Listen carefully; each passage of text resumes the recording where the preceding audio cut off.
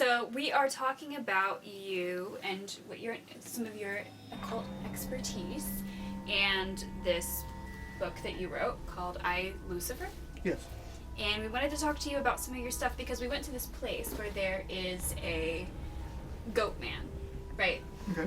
And he looks like just this guy, and he has no shirt on. This is from what I saw with my brain. Okay. Now, other people have reported sightings of this. He has no shirt on, he's kind of buff, he has goat legs, and he has these horns. Okay.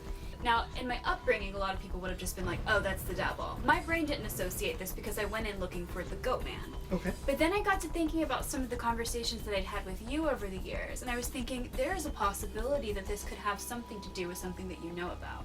Because there are reports of, in this location, people having done satanic rituals or rituals of the sort. So we wanted to talk to you and see what you thought. We wanted to see if you thought that it was possible that this had anything to do with somebody who actually knew what they were doing, or what?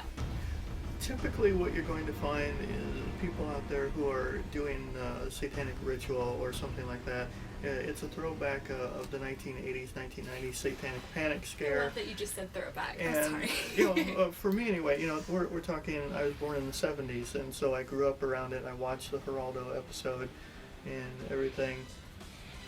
Most of the ritual abuse, the things that people are talking about, these symbols that they draw in the graffiti, defacing public property, all these stories of sacrificing babies and cats and stuff. The FBI debunked that as a myth. Right. Special Agent Lanning actually was in the FBI, and he came out with a study. He was a diehard Catholic, and as he explored it more, he's like, none of this has any validity. It's all garbage. It's all stereotypes in Hollywood media, and a lot of what you're probably seeing at these sites is just people vandalizing property. But they're also tapping into the imagery that's associated with this, that's not just in movies, because the movies are pulling elements that have been a part of occultism and witchcraft, and other people like the Golden Dawn. Eliphas Levi was a member of the Freemason Society, and he's the one who drew some of the original Baphomet art that we're all used to seeing. And he does have the half man, half goat type creature. It's just with wings. For people who don't know, Baphomet is... he's called the Goat of Mendez, or the God of the Witches to some people. He was a symbol that the Templars actually utilized first. As far as I've been able to research, the Templars were the biggest ones that actually projected that imagery, although Levi's depiction that we can see in the statue and everything that's here in this room, that's a good one for people that are used to it today. And that's what most people think of when they think the Goat Man or Baphomet, is the goat's face, cloven hooves, the human upper part of the body, wearing pants or sometimes not, depending, because they are taking elements from pagan mythology, Cernunnos, Pan, the satyrs from Greek and Roman. A lot of the elements of what people conceive of the devil was taken from various other religions and mythologies. It was the enemy, it was the boogeyman that scared them. Right. So they were able to pull it together, kind of a collective thought form. Right. See, Adam and I were kind of talking about that. We were trying to figure out what we thought the goat man was. So we did come up with the idea of thought form, right? And we'll talk about in just a minute, we'll talk about what a thought form is. But we were kind of trying to decide, because a lot of the people that would have come to this place would not have known what would have known nothing about the history of occultism. They wouldn't have known anything about Baphomet. So they wouldn't have known any of these things. So we're kind of trying to figure out if we think it's a thought form from a couple of people who came in and knew who that was and was, focusing on that. Or if we think it's a lot of people's projection of what they think of when they think scary, devil. We're not sure. I think it's a combination of the two. It's a trickle down. Right. I mean, the academics and the people that are into the occult who are practicing witches or something like that, members of the Church of Satan or the offshoot quasi-Satanists, they all know the symbology, and a good share of them know the true academic reality of it.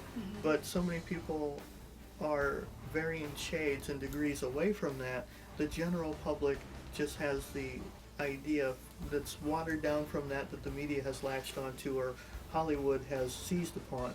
Rosemary's Baby, Right. you know, things like that. They're going to pull elements in. And the common person is still going to know about it, even if they don't know where it's from. So it's a sliding scale, like I said, from one extreme to the other. And you're going to get that same symbology regardless. Okay. So it is a collective sort of mentality. We do know about it because we've heard what it is, we've seen what it's like. Okay. All right. So for the people who don't know, a thought form is, you want to give the quick definition of a thought form? A thought form was something that Plato first came up with, and it is the idea that collectively we create a deity, or as Jung would call it, an archetype.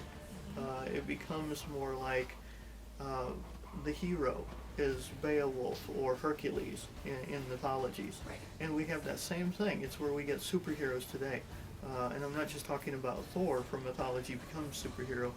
Superman, you know, something like that, of that nature. The wizard, that comes from the tarot cards. The devil is a tarot card.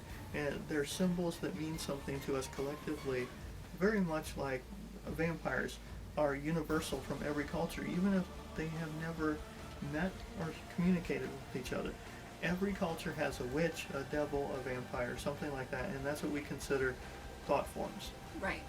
Okay, so hypothetically, if somebody sensitive like me went into a place like this, they would be able to pick up on something like this. If so many people projected there must be devils in this building, it is possible that it's really just somebody like me picking up on the constant thought of there must be devils in this building. I think so. I think that the amassed amount of feeling, attention, possibly even the stories, local legends, urban myths that might be associated with the place because of something that happened that you're not even aware of. You could be picking up on that. You know, it's very hard to say. I mean, the objectivist skeptic is going to say there is no devil. Right. But they are still getting all of that from everything else. Right. I mean, so it's very hard to split the hairs. It's almost a psychological chicken and the egg question of, is it real because we make it real? And that's a bit of a existentialist philosophy there. Right. You know, like you mentioned earlier today, a table is a table because we all call it one. Right. You know, so it's really tough to say. I mean, I can't be someone who naysays everything, even though I'm an objective researcher, because to be academic, you have to say, where is the empirical knowledge? Right. Okay.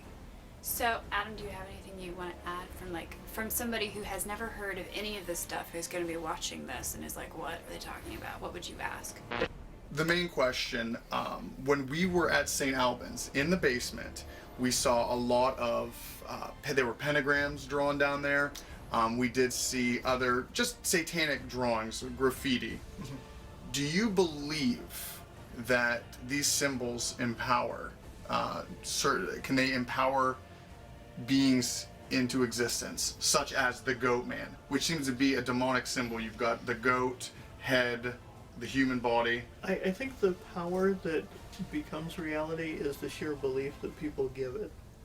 As a skeptic, like I told Rebecca, I don't personally believe that there are intangible entities beyond ourselves. However, I do believe that the true power of it comes from the masses who do believe in it and what they're able to manipulate and bring forth because of what they believe in.